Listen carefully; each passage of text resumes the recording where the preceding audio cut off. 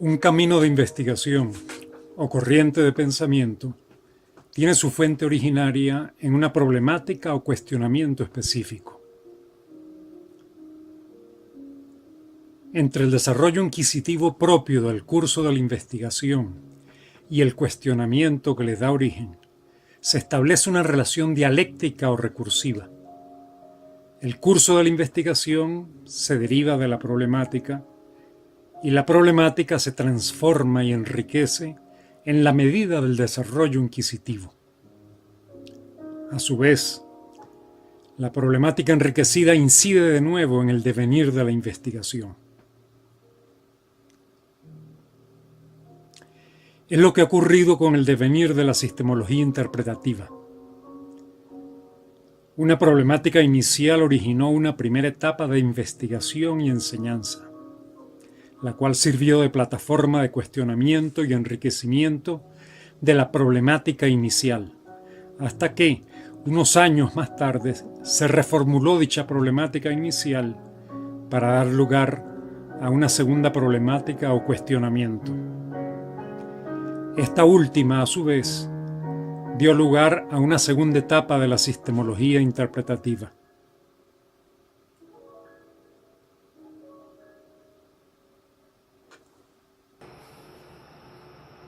Tal vez es conveniente, antes de entrar directamente en la problemática propiamente de la epistemología interpretativa, es decir, cuáles son sus preguntas iniciales, ubicar la epistemología interpretativa en una especie de plano esquemático general del movimiento de sistema en la época en que surge esta disciplina, que fue en los años 70. Y en ese plano uno podría distinguir un movimiento que algunos han llamado duros y otros blandos. Yo prefiero llamarlo un movimiento instrumental y un movimiento práctico. Básicamente, el problema que mueve el movimiento instrumental es de organización de medios para fines dados. Y el problema que mueve el movimiento práctico es comprensión de fines para ver cuáles medios pueden servir para esos fines, y de nuevo se establece ahí una especie de recursión entre medios y fines. Es decir, en la medida en que se comprenden los fines, se generan medios para esos fines que ayudan a comprender mejor los fines, pero que también dan lugar a lo que significaría realizar un cierto fin. Y todo esto, en el caso al que me estoy refiriendo, vinculado con organizaciones de actividades humanas, empresas, instituciones, etc. Entonces, cuando hablo de fines, son de fines de esas organizaciones y los medios para realizar esas organizaciones. En el enfoque instrumental, el movimiento instrumental, su problema es cómo organizar medios para fines dados. No se preocupa de los fines, excepto como el norte que se va a seguir. En el lado práctico se cuestiona el fin, se pregunta sobre la conveniencia del fin, se pregunta si realmente la organización está apuntando a ese fin o está apuntando a otro fin. Se trata de abrir una discusión de fines para ver cuál fin se quiere perseguir en una cierta organización.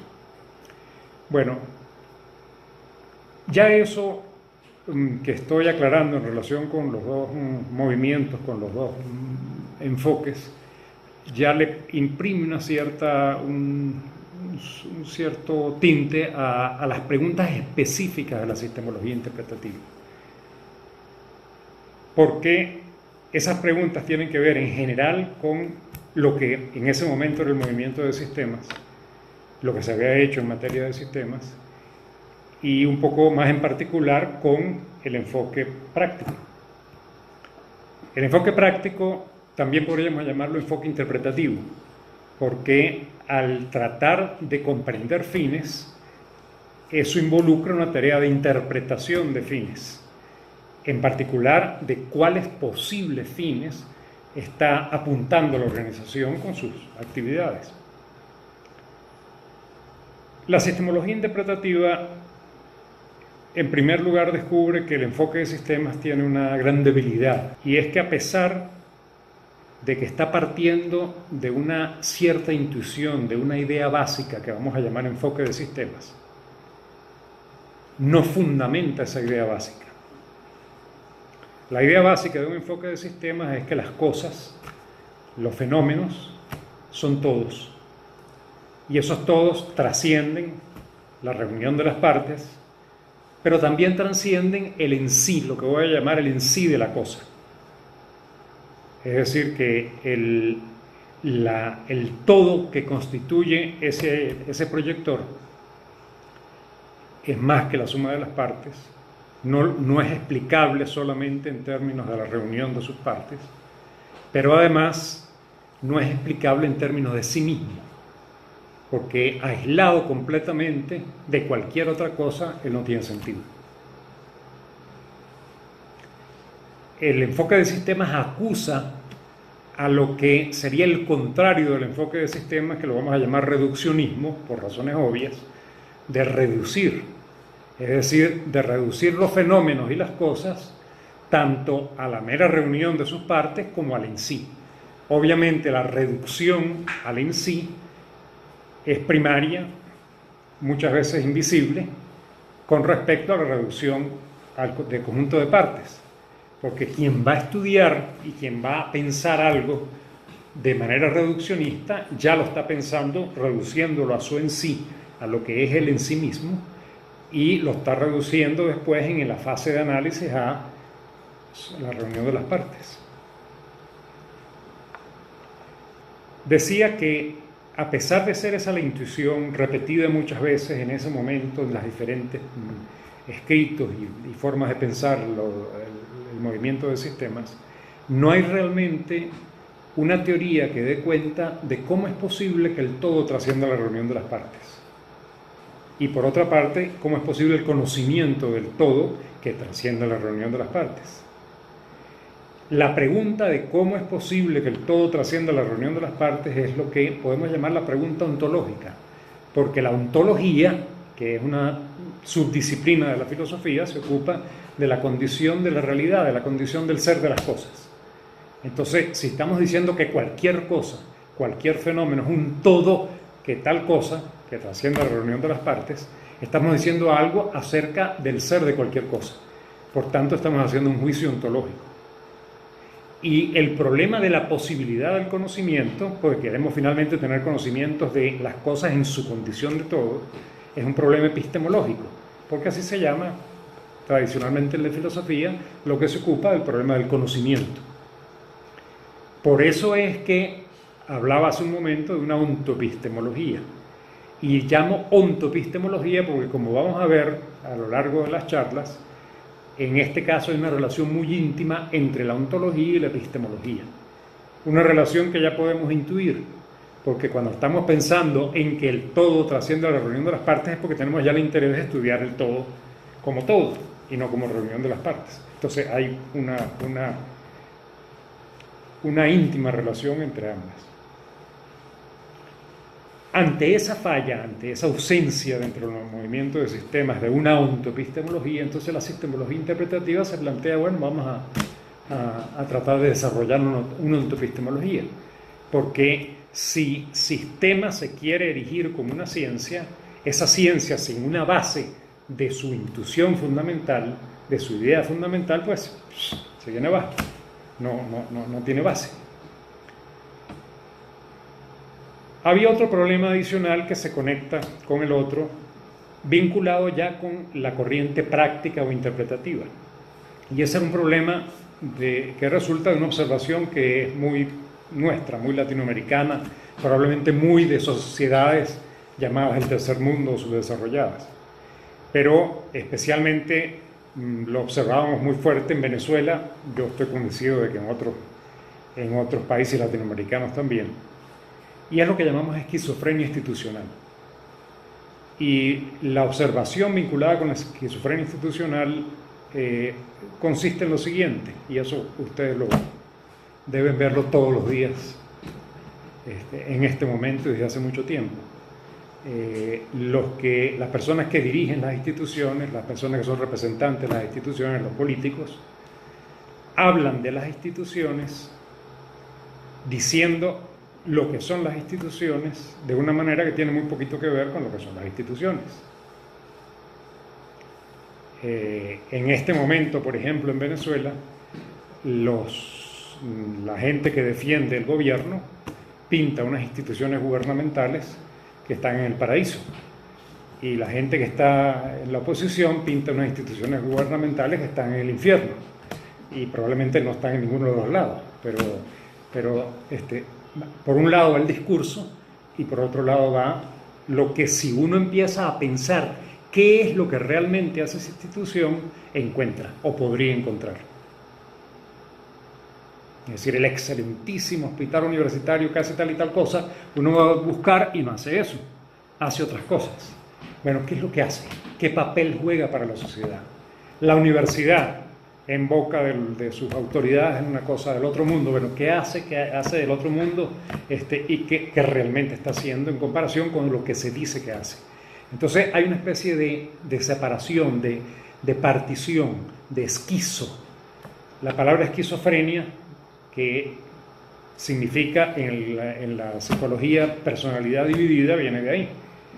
Una persona esquizofrénica, aparte de otros problemas, tiene problema o puede tener problema de personalidad dividida. Es decir, vive una realidad por un lado y otra realidad por otro. Bueno, a nosotros nos ocurre un poco eso. Y eso no solamente ocurre con las instituciones, ocurre también con nosotros, con cada uno de nosotros. Eso me parece que es muy propio del mundo occidental en general y especialmente del mundo occidentalizado, pero en el caso nuestro particular venezolano a veces llega a extremos patéticos, eso que ocurre con cada uno de nosotros. Entonces, esos eran los dos problemas con los que comienza la sistemología interpretativa. Una ontoepistemología y el problema de esquizofrenia institucional. ¿Cuál es la relación entre ambos? Bueno, que la sistemología interpretativa se plantea también tener, una vez que crea una epistemología que trate de dar cuenta de la posibilidad del conocimiento y de la modalidad del conocimiento, una teoría de organizaciones que sirva para estudiar organizaciones y que esté fundada en la epistemología. Esa teoría de organizaciones estudiará organizaciones, en particular nuestra idea era estudiar instituciones latinoamericanas, y en esas instituciones le va a poner especial atención a la esquizofrenia institucional, a comprender eso. Y obviamente, ya ustedes se dan cuenta, ese problema de esquizofrenia institucional está muy vinculado con el problema de la variedad interpretativa de fines organizacionales, porque es un choque entre fines que se dicen y fines que se realizan. Bueno, esto que está por encima de esa línea punteada es el plan. Una ontoepistemología. Esa ontoepistemología fundaría una teoría social que nunca se realizó, sino indirectamente. Es decir, hay un poquito acá, y hay un poco más en la segunda etapa, pero nunca realmente se trabajó directamente. Una teoría de organizaciones que sí se hizo, la ontoepistemología sí se desarrolló. Eso serviría para ganar comprensión, para estudiar organizaciones y otros fenómenos. Ese estudio de los otros fenómenos debería enriquecer además aquello dentro de un proceso recursivo. Esta parte es lo que llamamos momento científico. Hay otro momento que llamamos intervención social, es lo que está por debajo de esta línea punteada. Y la idea de intervención social es que estos estudios deben dar lugar a publicación de lo que se comprenda, y eso tiene un cierto efecto social, un cierto efecto político. Publicación, esto sería a nivel de artículos de carácter académico, publicación a otro nivel más popular, de artículos de prensa, etc. Activismo político directo y, intervención directa en organizaciones. La idea de esto es que esto debería tener una cierta reacción social. La reacción social, a su vez, debería actuar en las circunstancias del sistemólogo, lo cual, a su vez, tendría de alguna manera que influir en la formulación de todo el aparato teórico, de todo el edificio teórico. Ese era el proyecto inicial. Como les digo, de todo ese proyecto, lo que no se ha realizado nunca es esa teoría social. Sí se realizaron una serie de estudios de instituciones,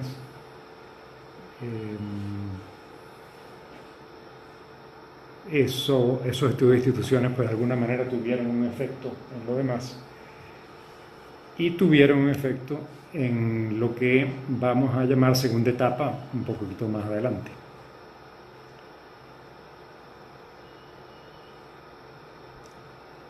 En unas charlas posteriores voy a dar cuenta de la ontoepistemología. En el segundo taller se va a dar cuenta de la teoría de organizaciones.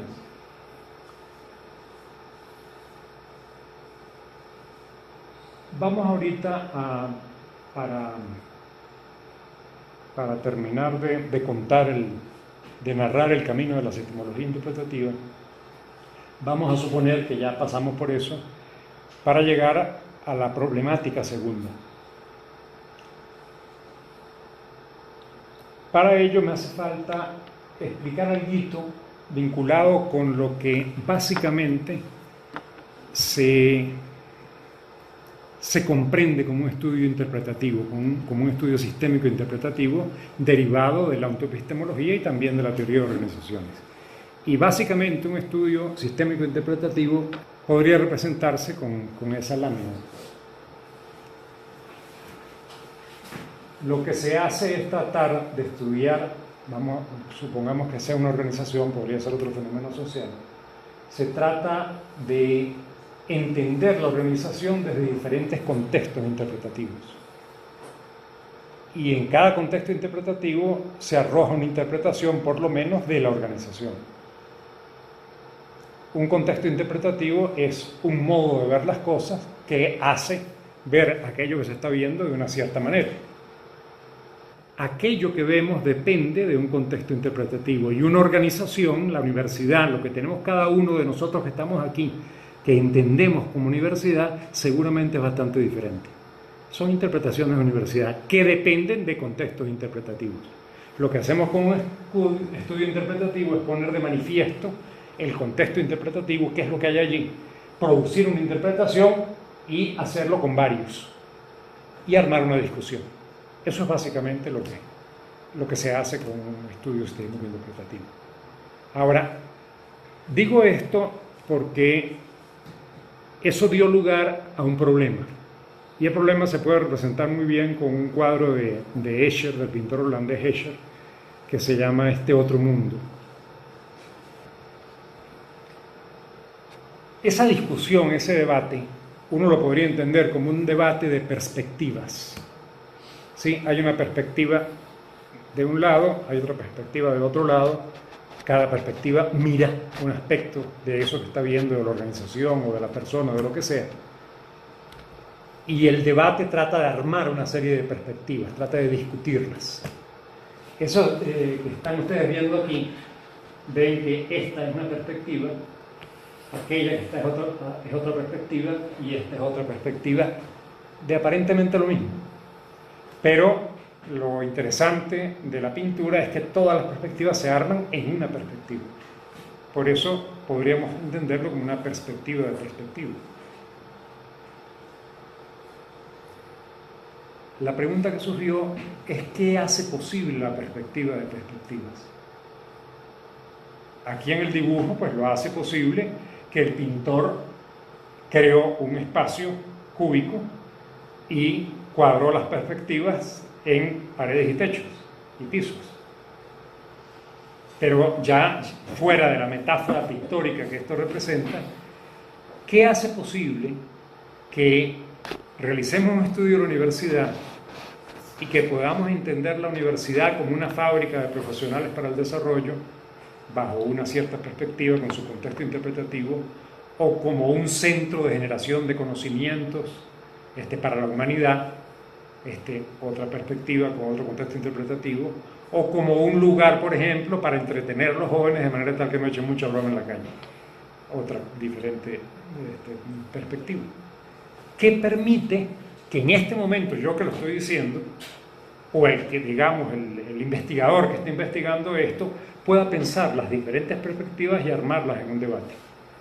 ¿Qué permite que se dé el debate entre diferentes personas y cada quien pueda entender el debate, por lo menos entender algo del debate, de la variedad interpretativa? Esa pregunta no encontró una respuesta muy sencilla al comienzo. Apareció también otras preguntas y otras reflexiones en base a lo que se había ganado con respecto a los estudios organizacionales, el desarrollo de la teoría. La respuesta inmediata para esta pregunta es que, así como cada uno de nosotros tiene un sido siendo que puede ser un poco diferente, esos diferentes sido siendo no son tan diferentes en una cierta cultura, porque tenemos una historia común. Todos los que estamos acá tenemos unas ciertas diferencias, pero tenemos algo que es bastante común. Es decir, que si uno lo pintara, podría pintar como esta podría ser el sido siendo de uno, este es el de otro, este es el de otro, este es el de otro. Hay pequeñas diferencias, pero hay una zona grande común, porque provenimos de una misma cultura, tenemos un mismo lenguaje, probablemente tenemos algo más en común porque vivimos en la misma ciudad, etc. Entonces, esa comunidad permite que, a pesar de que entre el joven y yo haya diferencias en relación con qué es la universidad, como tenemos algo en común, cada uno de nosotros puede en cierta forma ver la interpretación y el contexto interpretativo del otro, y entonces puede armar eso.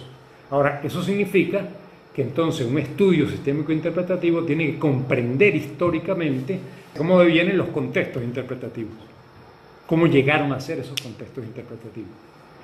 Pero eso se conecta con el otro, con lo otro que surge de la reflexión de los estudios organizacionales y de la reflexión que surge del desarrollo teórico.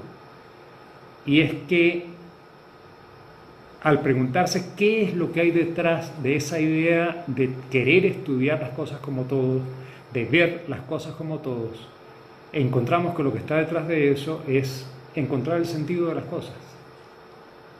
Y encontrar el sentido de las cosas por una razón que no era tan obvia al comienzo, porque estamos viviendo un momento, una época en la que el sentido de las cosas es pobre y fragmentado.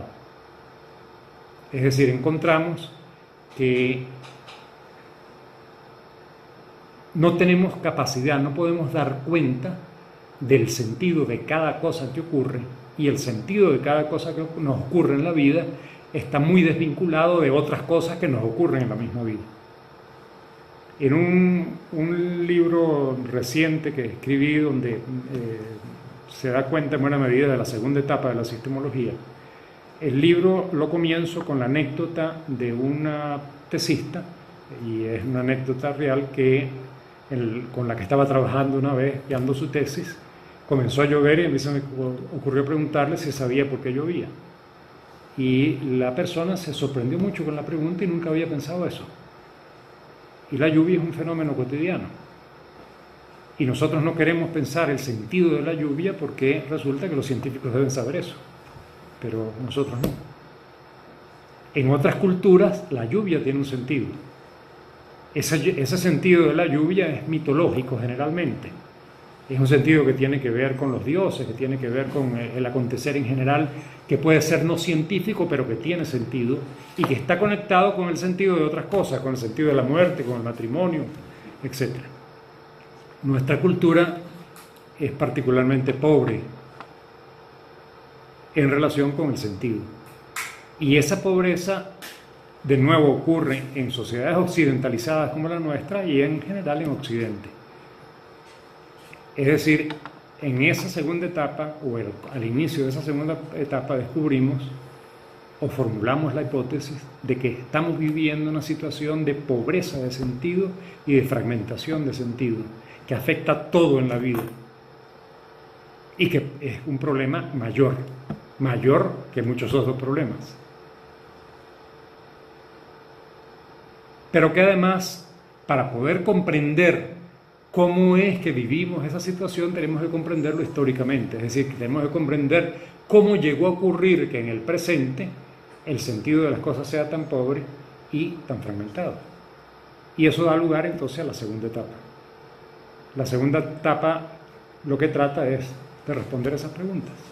¿Cómo llegamos a ser eso que somos actualmente, que vivimos esa pobreza y fragmentación de sentido? Y por otra parte, ¿qué podríamos hacer? ¿Cómo podríamos contribuir a que no sea así?